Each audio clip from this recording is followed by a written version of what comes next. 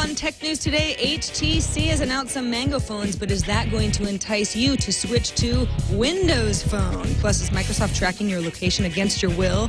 Is GDrive finally going live, 5 years later? And the Ultrabook market, boy, it is heating up. All that and more next. Netcasts you love. From people you trust. This is TWiT. Bandwidth for Tech News Today is provided by Cachefly at CACHEFLY.com.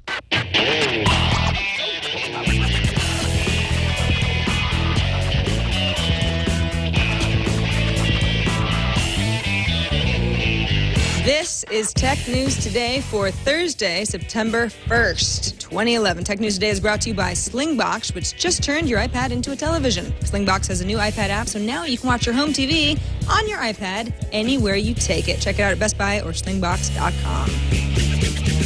Welcome to Tech News Today. I'm Sarah Lane. I'm Iyaz Akhtar. I'm Darren Kitchen. And I'm Jason Howell. And this is the show where Tom goes away and everything gets weird. Yeah, everything gets And then a we'll little kick strange. the tech news like we're supposed to. Kick Yeah. and stomp. We kicked it the counterclockwise.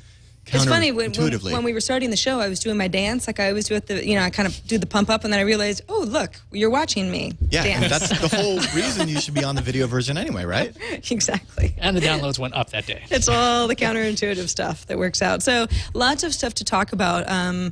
We're going to start off with some HTC Titan Windows phones announced. Mango phones. I'll cherry dance to that. Who's excited about these Mango phones? Iyaz? Well, we talked about this a bit on Windows Weekly today. The HTC Titan is a monstrously large phone. It's kind of like those Android phones we've seen a lot of. 4.7-inch screen. I think it's 800 by 480, so it's not the highest res you can get. It has a single-core processor for some reason. Why a single core? I'm not really sure.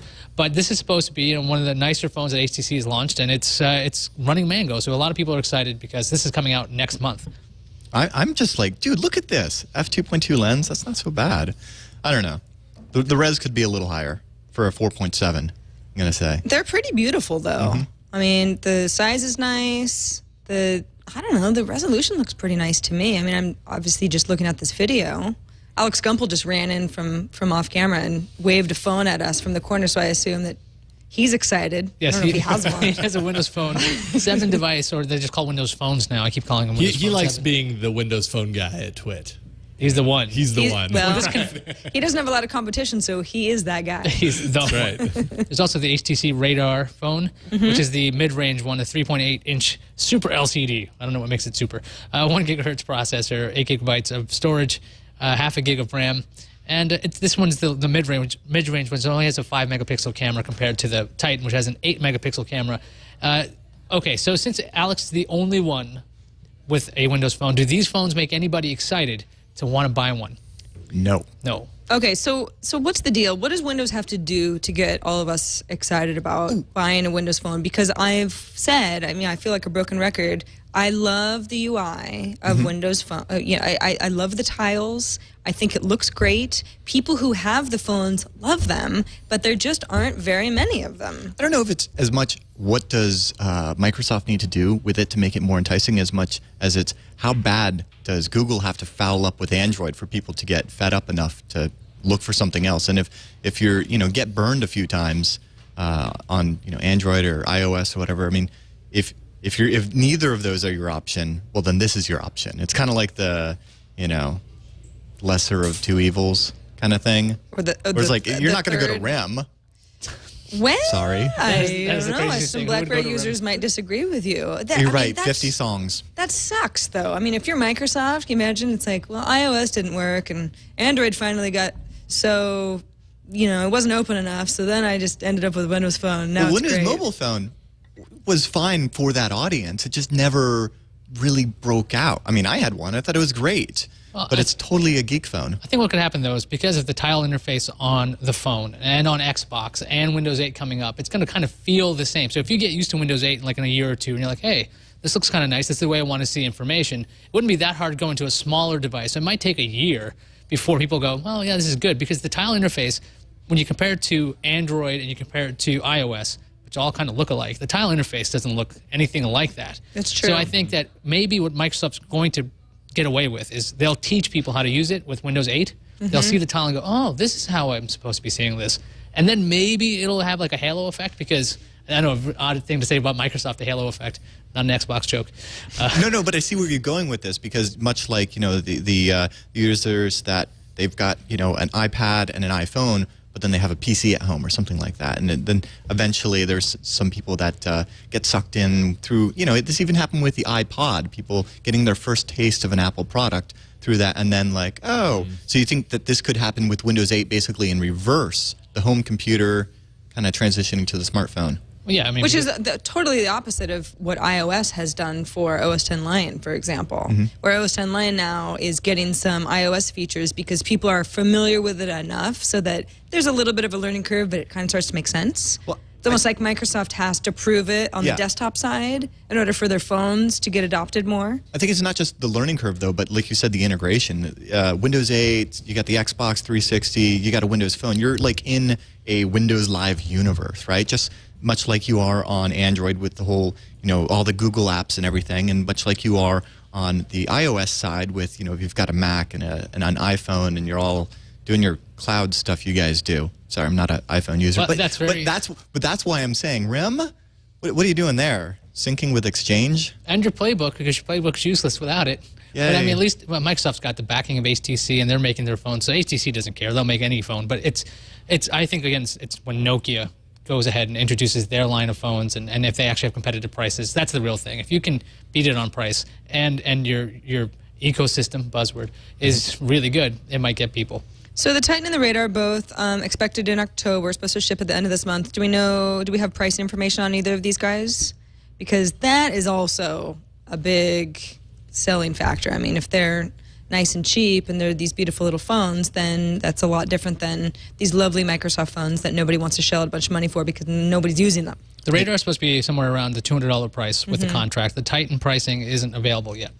So that's like similar to like a high-end like feature phone. You think that could be another adoption vector? The feature phone people that are kind of moving up but don't want, all the icons, I'm overwhelmed. I mean, hell, I get like that. I'm on Android and I have 6 icons on my screen just because it's like I hate doing the thing where you flip and isn't that actually Microsoft's ad campaign for Windows Phone? Like exactly. App overload? Yes. No, it's totally. You ever do that? You're like flipping through screens and you're like, wait, what am I looking for again? Their it's like marketing walking into the kitchen. campaign obviously needs some adjusting because they actually are trying to give you exactly what you want. You still aren't interested in a Mango phone. All right, let's move on now to some other Microsoft news, but it's quite a bit different. Lawsuit claiming Microsoft is tracking their mobile users against the express wishes of these mobile users. The issue comes from a camera application that's present on all Windows Phone 7 handsets. And there's a lawsuit that's been filed by a woman by the name of Rebecca Cousineau.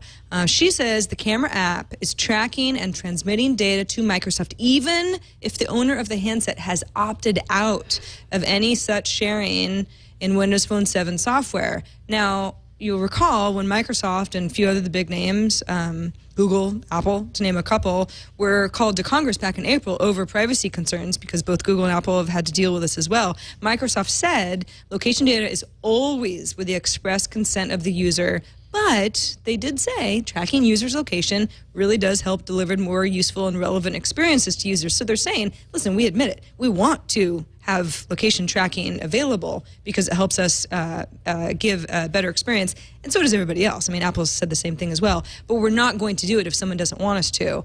Microsoft hasn't commented. Obviously, they're preparing a statement. They're going to have to word it carefully. What's interesting to me about this is, hey, if Rebecca can prove that any of this is going on, that's very damning towards Microsoft, but where's her proof? I mean, if this is just like geolocating pictures. Yeah, that's the thing. That was my first thought when I first saw this was, oh, great, it's another one of those, because you would take a photo with your Android or your iOS phone and it would, by default, typically, they've changed this in the newer versions where you get the choice to actually turn it off, at least in iOS, based on different applications. What it does is, but the camera would go ahead and put your GPS location in the EXIF data, and then people would put it up on, TwitPic, and then there was a big brouhaha over like, oh, hey, now we can see where all your pictures were taken. And I was like, oh, I didn't even realize I was doing that. I could understand if it was that, but the way that this sounds is like that this user actually went through, and I guess the only way you would really do this well is to packet sniff it, to actually put it on like a test network and sniff what's going in and out of the phone. And I don't know. I'd be interested to see what their research actually shows, because if that's the case, well then, there you go, and that's something everybody needs to know. I wish that there was something like I don't know, like not like a police force or something, but some sort of a open organization or something of people that would basically packet sniff smartphone applications. I actually just recently did this, just the same thing on I was having some suspicions with my old Android phone. So I ran it through a test network with Packet Sniffer and was taking a look at all the traffic that was coming through it. Was amazed to see no applications running, how much crap was coming out of there, just going to like marketing places that like track where you're touching and stuff like that, kind of like analytics sites. So I don't know, I could see this being one of those pieces of background data. I wonder if this is actually Microsoft's problem, or this was another application. Maybe it was hooking into the APIs of the camera and sending things out in the background. Maybe something like that. I mean, if Microsoft went to Congress and said, we don't do this, and then they find out they're lying about this, it's going to be a much bigger deal in the long run. Yeah, I'm not familiar with how application installation goes on the Windows Phone 7 devices. On Android, at least, when you install something, it asks you, it shows you all the different, like, oh, we want access to your text messages, and we want access to this, and your GPS, and that, and the other thing. So you at least know going into it, oh, okay, it's going to use my GPS data. Who knows what for. So how many people just click the button, yep, I want the yep. Yeah, but you're saying, like, if it is, though, a third-party application, well, then there's Microsoft's defense, like, hey. We didn't do it. Yeah. But then again, Microsoft really needs to be, their situation with these third-party developers needs to be rock solid, so they can't say things like, oh, yeah, all your information actually was tracked. But that wasn't us. That was that cute little camera app that you downloaded. I mean, they're ultimately responsible because it's their software. All right. Well, we will keep an eye on this case and see what the evidence is against Microsoft and where it goes from here.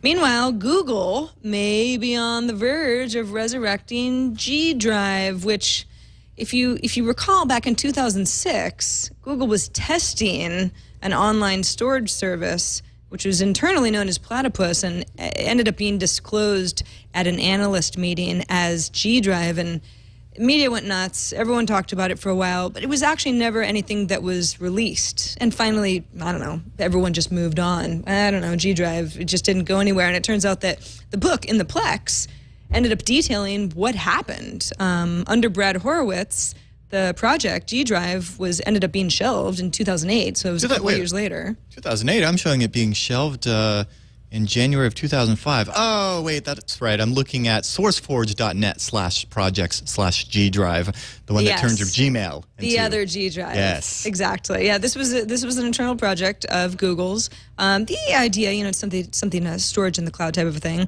Anyway, in 2008, Google worried that this whole file concept was outdated, so the project didn't go anywhere.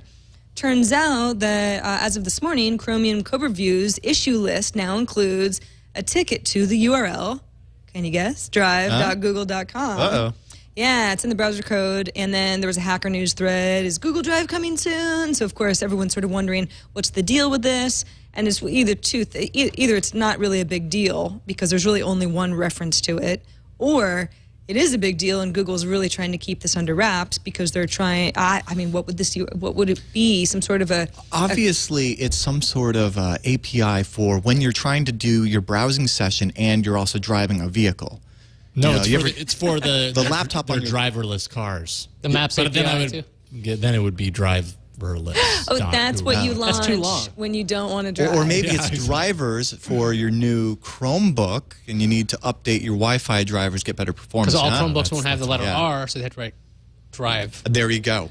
Now, I'm having the weirdest sense of deja vu with this story. Either I'm processing it wrong, or like I could have sworn we've heard this story like 1,000 times. We did actually. Well, it was just 5 years ago. It just seems like by who? By the Gmail time. But no, but that's the interesting thing about this is the whole qualm of, we need to shelf this because the whole concept of files are flawed. Didn't we hear that from Microsoft with like leading up to Windows 7? There was going to be the WinFS, the Win file system that was kind of like more database-like. And way back? Yeah, with Longhorn. Yeah. Well, where's that? You know, the whole idea that, we need to, Microsoft shelved that because, and it was going to kind of like change the paradigm of files and folders. Meanwhile, you know, Google with Google Docs has embraced files where you can just upload directories. And what would GDrive even offer? If you have Google Music where you can upload all your music, or if you have Google Docs where you can upload your docs, and Picasa, you can upload all your photos, what's left? Video, YouTube. So what is Google Drive going to allow you to do more? And yet, go ahead. A Dropbox-like syncing service. Yeah, so you access Drive at drive.google.com from a variety of devices. Could be pretty much anything that has an internet connection, and you can share your files that way. Dropbox is a huge success. I mean, so many people who use Dropbox find it... Valuation of $4 billion. Do you think we have that same kind of desktop client feel where you could just drop stuff to your actual into a folder, or you just talking about a web interface with the upload button, then just sorts it out on its own? Well, you can do that with Dropbox too. I mean, the client is awesome, but you can use the web interface if you need to. So this could just be the first in Google's efforts to create a Dropbox killer. The difference being that, you know, Dropbox is that kind of old paradigm of, I have all my files, I organize them in folders, maybe I have my music and my videos and my documents on Dropbox, but they're all, I organize that. And then, like you're saying, with the Google apps, the YouTube and the Google Music and the Google Docs, that's like its own separate, you know, it's just changing the fundamental way that you think about your files. You know, it's like, do you want to manage it yourself? And I don't know, I think that's one of those things where it's been a mainstay of computing since day one, since CP/M or DOS, and we're just, the concept of changing that now is just mind-boggling. Like, oh wait, what? No files? Like, of course, no. Sorry, I don't know how you would do it otherwise. It's kind of like Spotlight on Mac. It was like, oh, don't worry about the folder, just use the Spotlight. I don't care if they actually come out with this. What I want to see is search on Plus. That's the next thing I want to see before. Like, I want to be able to search Google properties instead of uploading my stuff. I know it's a crazy idea, so I want Google to search something, but whatever. It's not a crazy idea. It's just all public posts, though. That's the thing. You can't search for like when somebody send you one message. You know? But I mean, that was the whole concept behind Gmail when it first launched, right? Is we're not going to delete anything. You know, we're not really, you can create folders, but that's not really the point. The point is just to search for stuff because it's all going to be archived type of thing. Yeah, that's when you end up like me where you're 82% full in your Gmail. Well, exactly. It's like, that's a great concept, but things are complicated. You have to put things in folders and assign permissions and labels and that sort of thing. So I don't know. I think a Dropbox type service would be great. Of course, it's worth mentioning that Google has not said that they're doing anything like this. It's pure speculation from people who found a URL and some code and hope that it means something. Found out though too. The circles for Google and all their other. But it would make sense though that it would be in Chrome, because if you're going to launch something like that, it would be part of the browser. I mean, that's where you've got your biggest foothold, and especially that would be a great site to go to when you want to know where your files are on Chrome OS, because you're like, where did my files go on this thing? Does it have anything? Okay, drive.google.com. There it is. There's my pseudo drive structure. Oh, right, because it would, as opposed to typing in file : / / which is a hideous way to do it on Chrome OS. Yeah. Well, then again, Chrome being the first browser to just go ahead and remove the HTTP completely out of the browser. You don't even see it unless you're on an HTTPS site. You don't even see the old HTTP://. I've said too many slashes. We should move on. All right, let's move on. Out. We have quite a bit of tablet news coming up, and a big story in the WikiLeaks case. But first, I want to take a moment to thank Slingbox for sponsoring this episode of TNT. If you're not familiar with Slingbox, man, you got to get on the bandwagon, especially now that like the kids are back in school and everybody's on the go and schedules are getting crazy and you don't have time to sit there and watch that cable TV that you're paying for. You got to have Slingbox because it keeps you able to watch anything that's on your television, even stuff that you've DVR'd as you're on the go. On a mobile device, your iPad app is one of the Slingbox's new latest creations, and it's amazing. You can watch your home TV on that iPad anywhere you take it. You can find Slingbox. Go in to Best Buy and get a demo. You can also go to slingbox.com, and they've got great demos here. They give you a really good idea of how Slingbox works. And it's amazing. Slingbox is truly your living room home theater, amazing as it is. and all of your recorded shows packed up and taken with you on the go, and watched on a variety of devices, and again, on the iPad app. It's awesome. Slingbox.com. We thank them very much for supporting this episode of TNT. And now on to WikiLeaks. They're suing. They're so happy. Yeah, they're suing The Guardian. Now, there was this newspaper in Britain. Yeah, thank you. There was this giant file of unredacted cables that WikiLeaks had intercepted, and it was password protected. And this was a while ago. And the thing is, Guardian journalist published a book in February that actually showed the password for this giant file. And at this point, WikiLeaks has sued this journalist for doing this. They're saying has negligently disclosed top-secret WikiLeaks decryption passwords to hundreds of thousands of unredacted, unpublished U.S. diplomatic cables. The Guardian, on the other hand, is saying, look, WikiLeaks, our book was published in February. It contained a password, but no details on the files. And we were told it was a temporary password that would expire. So, basically get off our backs. So this is just another one of the nice WikiLeaks continuation of this saga. It seems the person the resident of Germany, or the individual in Germany, is rumored to be the OpenLeaks rival founder and / defector of WikiLeaks, Daniel Domscheit-Berg. Sorry, mein Deutsch ist nicht so gut. It's better than mine. We'll take it. All right. Your Deutsch what now? Yeah. I just found that interesting. Well, so Guardian saying, listen, you got a point. We didn't think we were doing anything wrong. This is not like some malicious thing, WikiLeaks. So, I mean, where do we go from here? It's weird because, so WikiLeaks leaked this actual file. The Guardian puts out the information, so they're mad that the leaked information was actually read. Mm-hmm. So what if he didn't put it out there in the first place? Aha! What?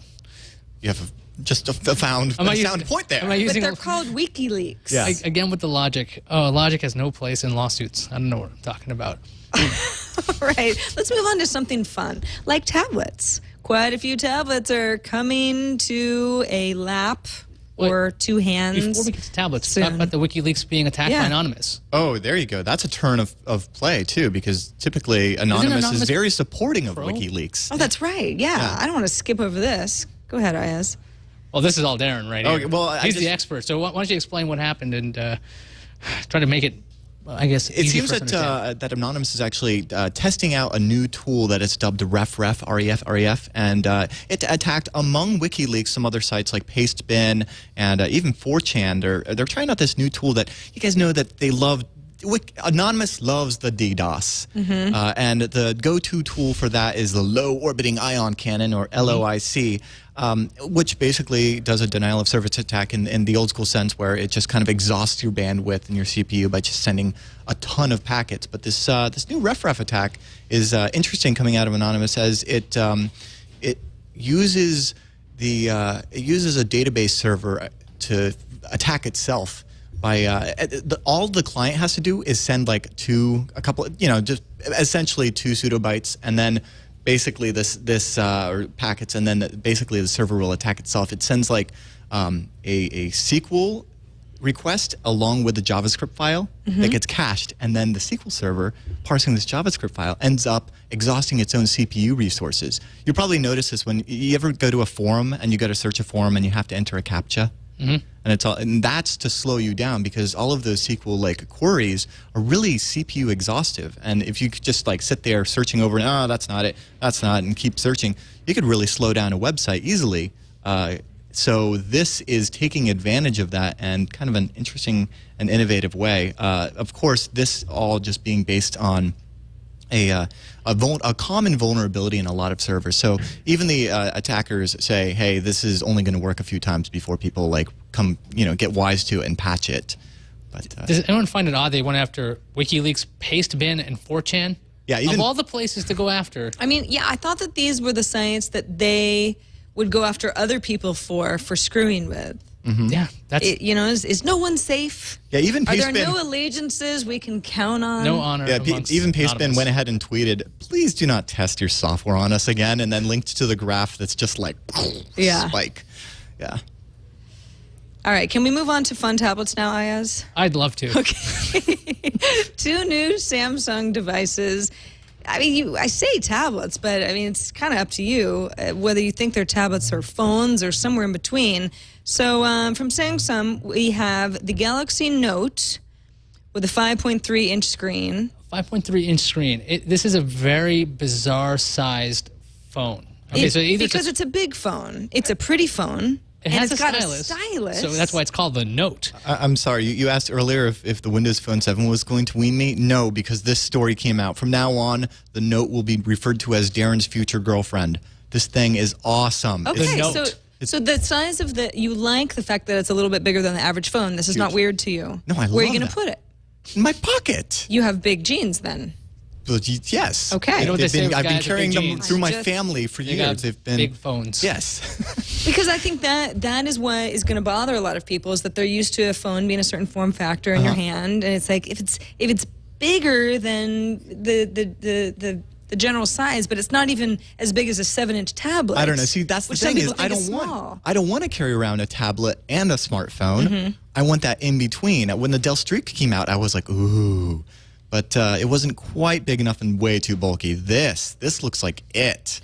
Why stop there? Why not with the 7.7-inch No, because that's Galaxy the thing is Tab? I have a 7-inch tablet. It doesn't fit in my jeans. So And I'm not going to get bigger jeans. You're not going to get like a Scotty Vest branded jeans or something. I'm not that guy, but this. So 5.3 is just perfect. I think it's just. I don't know. I mean, I'd go as big as 6. When phones went from 4 to 4.5 to 4.7, that sounded crazy to me. But 5.3. That's it. That's the sweet spot. I think the design of the phone needs to be whatever the maximum payload of the average male jeans are. Because, I mean, you're going to just put it in your purse anyway, right? Yes. I mean, I'm not putting phones in my jeans in general, but I'm glad that you're excited about it because I thought that we'd all say, Oh, no. this is a little bit too big, I just thought it was a nice although it's small beautiful. tablet. Yeah. This is it. I didn't think it was a thing that you should be carrying The around. display is supposed to be very nice. I'm a little bummed that it's only a single-core processor. I would have hoped that it would have been dual, but, you know. Well, it's got the space to dissipate heat. That's the other thing, though, is I haven't seen the resolution of it. I haven't seen the specs. If this thing is 800 by 480, I'm not going to be nearly as It's excited. Samsung's new HD Super AMOLED display, and it has a stylus. And it's super. I don't know. You're not a AMOLED stylus was guy. good. There's no way you're a stylus guy. No, I don't like stylus. even So when you I don't had have to even use when I that. had a Windows Phone 5, whatever it was, Pocket PC, I never used the stylus. I was like, Here's a fingernail. Yeah, fingernail guy. Yeah, are you kidding? That's the way to do it. Samsung also is coming out with the Tab 7.7, which looks a lot like the original 7-inch Tab, but it runs Honeycomb 3.2, which is optimized for 7-inch tablets. 12 ounces, and Samsung says it is the thinnest tablet yet at 7.89 millimeters. Has Super AMOLED Plus screen and a pretty hefty 1.4 gigahertz dual-core processor. I like the thin idea of it. I mean, the 7-inch Tab did not go over really well. Well, But it wasn't ready. So they have the 7-inch, the 7.7, the 8.9, and the 10.1, and this 5.3. It's like they're just trying to. the only thing we're screw missing with is the us. 6-inch. That's the only device size that doesn't exist. But you don't want a 6-inch. No, I'd take a 6, and that's the max. Okay. I don't think. Yeah, that's as big as the But pocket. because that's still in your pocket category. 7.7, Nope. even if it's thin I got and one light pair and of beautiful. jeans that'll fit in the back pocket. But I gotta say though, it is thin. It is beautiful. 1280 by 800 display, dual core. Yeah, shrink that bad boy. Yeah, thinnest tablet yet. So Tab 7.7. It was thinnest for a little bit, actually. Right. This Toshiba went ahead and just undercut them entirely. Now, Toshiba made that Thrive. You guys remember the Thrive? It's about the size of this table. Yep. It's gigantic. It's the bulky one. This one is called the AT200 because they renamed the Thrive, I think, the AT100. 7.7 millimeters thick. So it's slightly thinner than the iPad and the 10.1. Let's see, what was the Tab again? The Tab was 7.89. So this just unseated Ooh, Samsung's my goodness. Tab 7.7. So that was the world's thinnest until Toshiba showed off their device. Micro You know, USB. They really should do their homework before they say things like that. Well, they did. Because on the same day, a competitor has something that's thinner than the one they said thinnest in the world. For like 3 hours, they were on top of the world. And they're like, Bob, no! Dang! We're gonna they put a post-it up on their IFA sign. You know, they're like second thinnest. Well, Lenovo gets to claim least expensive that doesn't suck with the IdeaPad IdeaPad A1. That's tickling my technolust. $200 price tag. That's a good price point for a tablet. I don't know. You can get 2 touchpads for that. Sandwich them together. Get a nice leather case. That's like quad core when there's 2 of them, right? Yeah, well, dude, you get some Knopics on there, and you just do some. The Lenovo 7-inch, $199 clustering. Android tablet. You're excited about this one? You want to carry around a 7-inch? It's running Gingerbread, single core, Cortex A8 processor. Front and rear facing cams. It doesn't look like it's going to get honeycomb. Yeah, go back to the running gingerbread point, and that'll tell you that you probably don't want $200 bucks. Wouldn't you just honeycomb. go through the work and put honeycomb on yourself? I guess you could, but the majority of people aren't going to do that. What I think about this, though, is, you see so many of these coming out of China, the inexpensive tablet Android ones, but they don't have the marketplace, so you can't get the Gmail and all that stuff. This looks like the best competitor to those. So if you were already looking at some of those ridiculous knockoff ones, then this is your one. So the Samsung devices, no pricing yet. We'll look for that soon. Of course, Lenovo, $200, and then Toshiba's AT200, apparently going to hit Europe somewhere in the 4th quarter. No pricing information on that yet. I don't know. I feel like the Toshiba is the one out of all 4 of these that we just talked about, if we even want to call the Galaxy Note in the tablet category, which I really don't think it is. Note. Yeah. Samsung Darren's future girlfriend. Yeah, Right, it's like the Galaxy S2 Epic 4G Touch. So this is the Samsung Note, Darren Kitchen's future girlfriend. Head just exploded. Yes, thank you. Longest. Tablets. Forget tablets. All right, forget tablets. Let's go into Ultrabooks. Oh my God. I don't know why that always makes me Ultrabooks. It's just like the silliest name. It is It's the Ultrabook. When you're in 8th grade, you're like, this is the coolest name ever, Ultrabooks. And But the commercials can be like Sunday, Sunday, Sunday at the Megaplex. It's the Ultrabooks. I think Ultrabook is a silly name too, but it's like, where else were they going to go? It's a netbook that's more exciting, and in many cases, it's a lot lighter. Say netbook. Don't scare everybody. Well, no, netbook is the tablet's the new netbook. I mean, didn't Lenovo just show us that with the $200 one, But on the other side of tablets, then you have the next generation of netbooks that act more like netbooks than tablets, and they're Ultrabooks, like Lenovo's U300S Ultrabook. They also announced U300 and U400 IdeaPads, all set for October launches. The U300S weighs just under 3 pounds, and it's probably the closest competitor to a MacBook Air that we've seen so far. Keyboard is not backlit, although Lenovo says it is spill-proof. Ooh. So there you go. That's kind of fun. I don't know if that's true or not, but I don't know. We can test it on something. Started at about $1,200. The U300 is about 3.5 pounds. It's starting at $800, so quite a drop there. And then the U400 is about 4.5 pounds. And of course, we're talking about the weight because, again, these are sort of that whole MacBook Air, light but still very powerful competitor kind of stuff. The U400 has dedicated graphics cards, the only one of the 3 that does. That goes for about $849. They all have the 1366 by 768 display, which is the same as the 11-inch MacBook Air. That's like everything has that display now. I've got an 11-inch right here, and it's got that display. Tired of that resolution. They all support, is it WiDi or WeD? It's WiDi. WiDi. That's how, you can send video to an external display wirelessly. HDMI output, USB 3.0. So, depending on, I think the price differentiation, in the graphics card for the U400 is really going to stand out to people, but I don't know. I think the U300S looks pretty nice. I think that businesses are going to love this. I can attest to the spill-proof nature of Lenovo laptops. If you look at the bottom, they have these channels for effectively. Look, you're going to be working. Channel? Exactly. You're sitting there, you're working all day, and then you're like, oh no, coffee canal. Coffee, and it actually you get that one email. You're just like, I've had it. Boom. It has 3 different ports, if you want to call them that, for exit. I'm like, this should be on all laptops. You're right. If we've got HDMI ports and USB ports, why don't we all have coffee ports? Yeah, well, coffee canal. Yeah, the coffee canal. But yeah, that's always really helpful. And I'm thinking businesses are going to love this. At 3 pounds, I like the price points too. $850 and $1195. Not bad. And we're talking i7s, so decent processors in these things too. Definitely not in the netbook category. Just kind of curious what it's going to do to battery on it, though. I mean, Intel, one of these things under $1,000. This is pretty close. The most expensive one is. I'd be more concerned with heat than the battery at this point, because it's like at that thin, at that small, Where's the heat going to go? Oh, right. Your lap. That's why it's a notebook, an ultrabook. I know, of course. It's It's not an ultrabook because it keeps you warm too. Oh. Speaking of batteries, Toshiba embarked on an ultrabook quest of their own with the 13-inch Z830. And the reason I mentioned batteries is because this has no removable battery at all. And Toshiba says that it's giving them 20% better battery life because they don't actually have to build it inside a removable casing. And, with that aside, it's a 13-inch. It's 0.63 inches thick, so it's nice and thin. Weighs just under 2.5 pounds. 128 gigabyte solid state drive, 6 gigabytes of RAM, and then you have a choice of either a Core i3, i5, or i7 processor. A USB 3.0 port, 2 USB 2 ports, HDMI out, VGA out, and an SD card slot.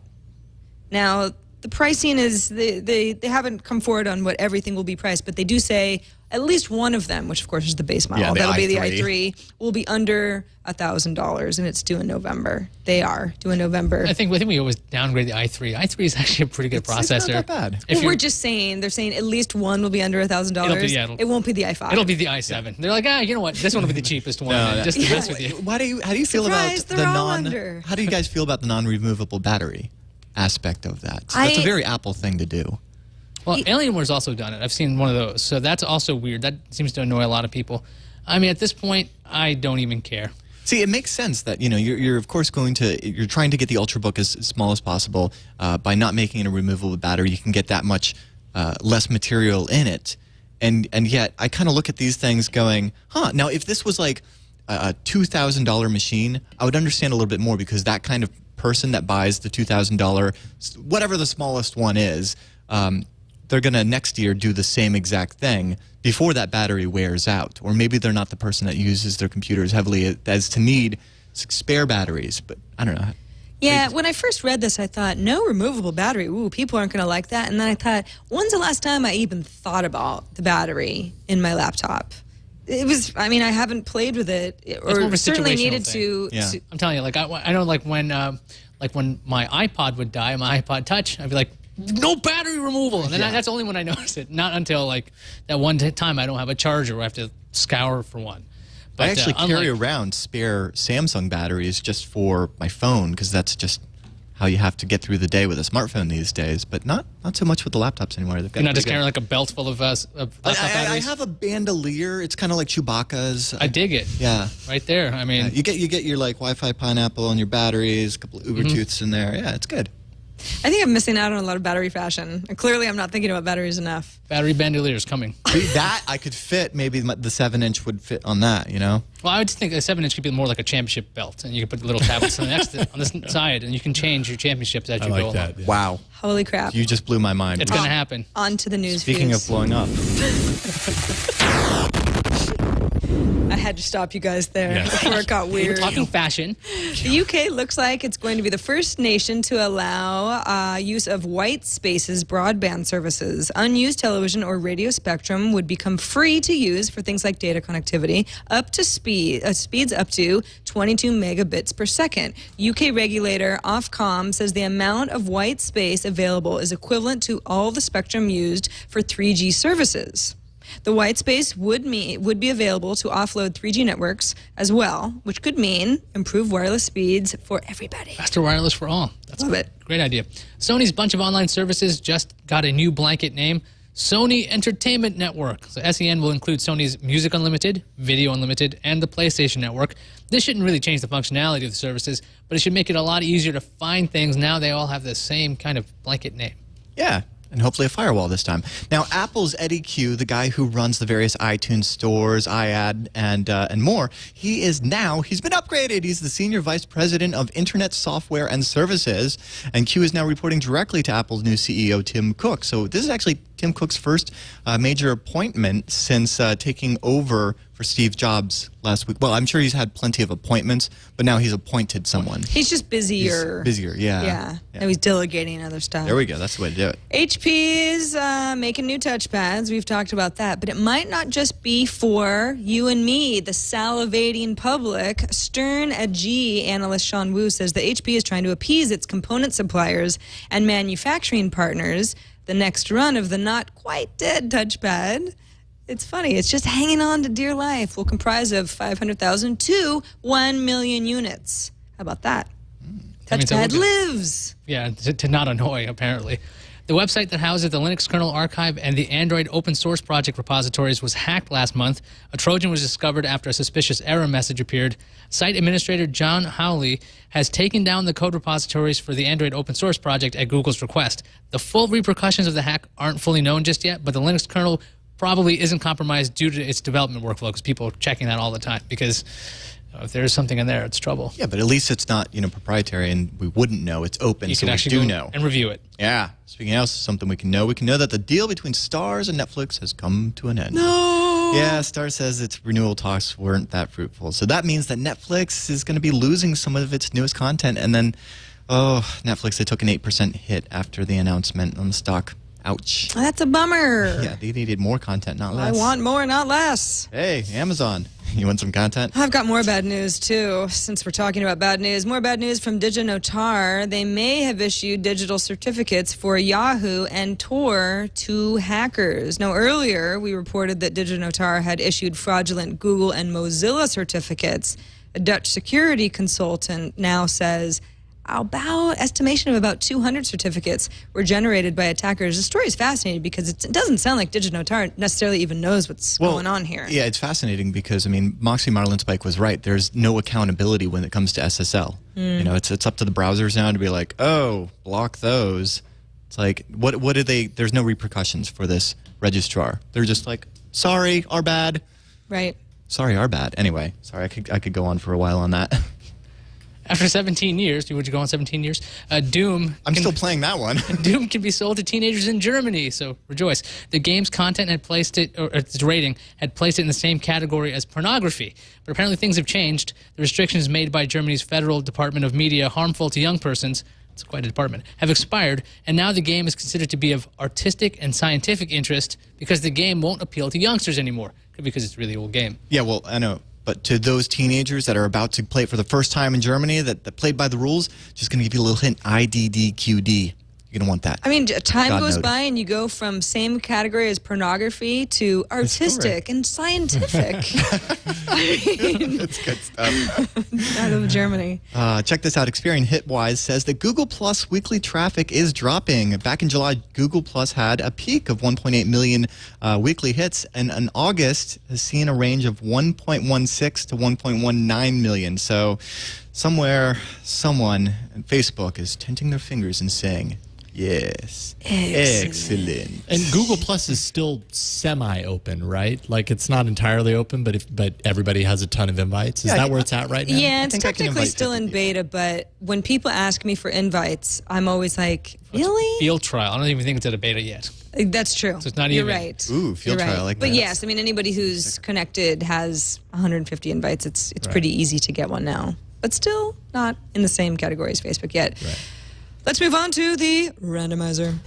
Let's make it rain. Randomizer. It's funny that you say let's make it rain, Darren, because that's exactly what this random story is about. In fact, What are the odds it's of about that? making it rain by shooting lasers into the sky. You know how I feel about lasers? How do you feel about I have lasers? a special place in my heart for lasers. Who doesn't love lasers? This is a story from Slashdot. Apparently last year, a team of researchers at Switzerland's University of Geneva came up with a way to make it rain, which is really thinking outside the box, shooting lasers into the sky, which seems crazy. But they've been performing some tests around Lake Geneva. And from an article that we found on Slashdot, records from 133 hours of firings into the sky revealed that intense pulses of laser light created nitric acid particles into the air that behaved like atmospheric glue that bind the water molecules together into droplets and prevents them from re-evaporating. Then, within seconds, they grow into actual drops, and they drop like rain out of the sky. I'm sorry, but I'm like, I love this story, and I love the first comment. I have to quote Anonymous Coward here, who says, while they weren't able to make the rain fall, they did make 34 pigeons, 12 sparrows, 334 bees, and 1 hang glider fall from the sky. Nice. It's the That's amount why I of love energy lasers. expended in firing a laser for that long. You could just take water in a hose and just pump it through a pump That's not and what make it's it rain about. that way. It's not about the amount of energy expended. If that was the case, then no hacker would ever do anything ridiculous. Why be practical and wow, 133 hours just like, you know what I'm going to do? I'm going to fire a laser right there. But 133 hours gave them the capability to create droplets from nothing. Don't you think that that's progress? Yeah, they're not ready to like make a thunderstorm in, you know, a drought-stricken region of Africa. Yeah, there but still this has to is be the something up beginning there. stage. Yeah.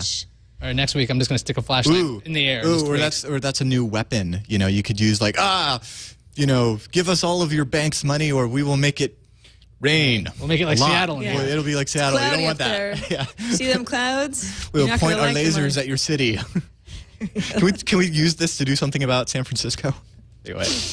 What, you want it to rain more in San No, Francisco? no, to make the fog go away somehow. A fog repelling That's laser. a different kind of laser. Those are giant fans. You're thinking of the that we future, need. Darren. You're crazy. Lasers and moving. Boy, you guys, lasers into the sky making droplets. Tough crowd. Yeah, Let's move on to the calendar.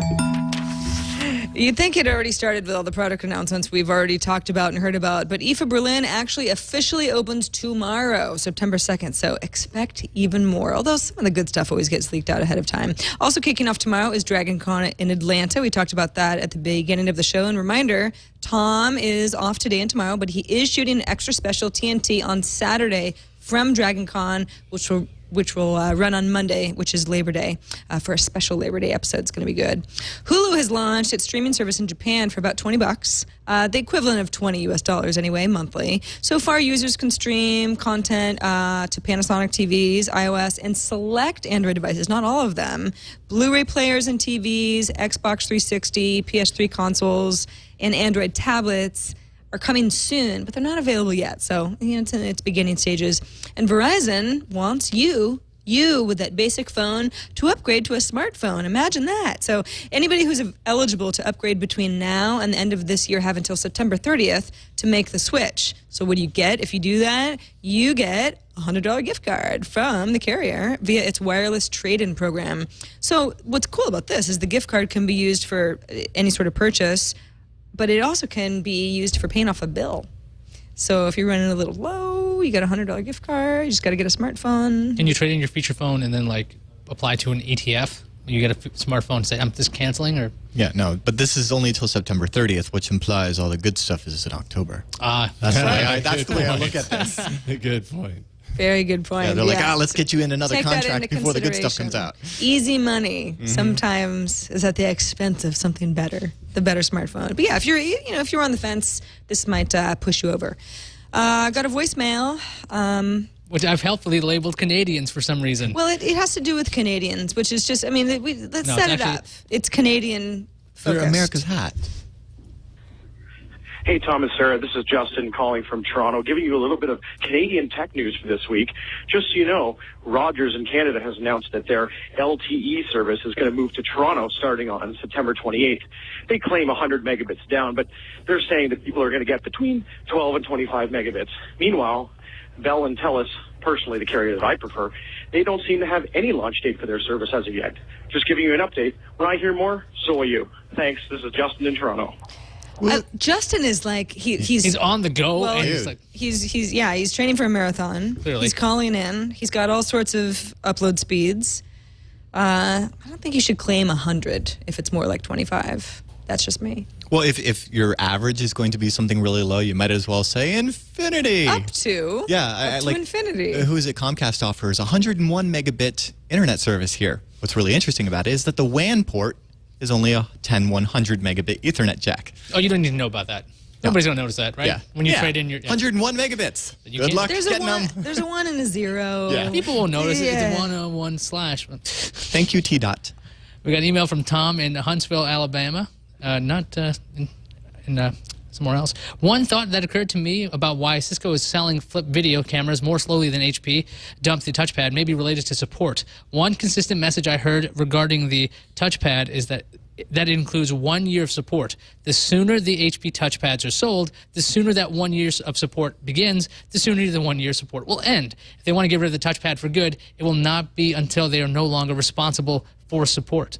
That's a really good point. I think it also still comes with like a couple of gigabytes of free space at box.net too. So there are other deals they're probably still trying to figure out. Yeah, but they're not going to support you when you're like, oh, I bricked it trying to put gingerbread on it. You would hope they're not. If they did, that'd be even more insane. It's funny because I don't feel like all of the people who were scrambling to get the $99 touchpad really made much mention of support. I don't think that not having support would have changed anybody's minds. But it is a good point that the flip video camera, I mean, it kind of just does one thing. So the support isn't really... The red button doesn't work. So much of an issue. Yeah, like if there isn't any.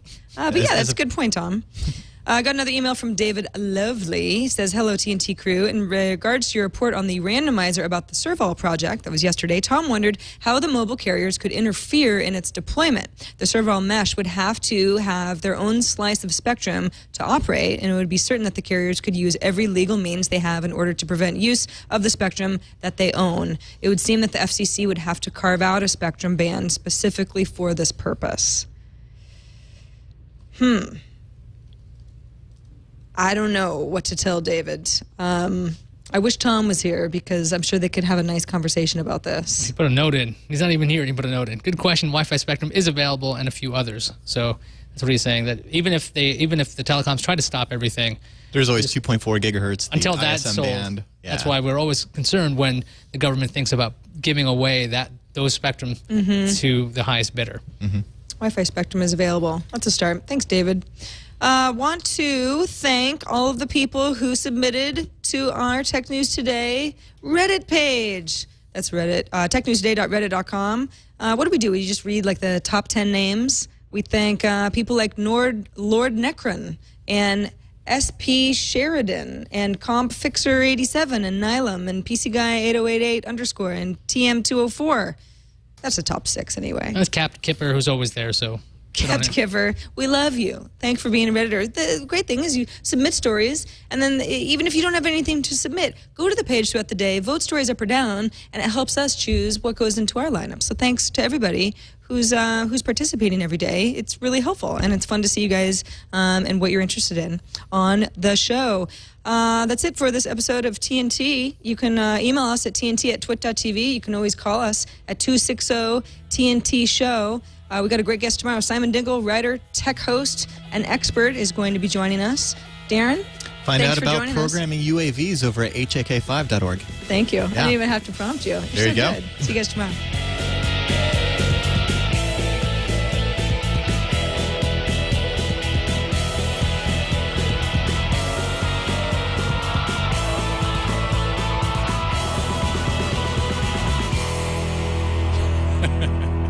Iyaz is playing the part of Tom Merritt.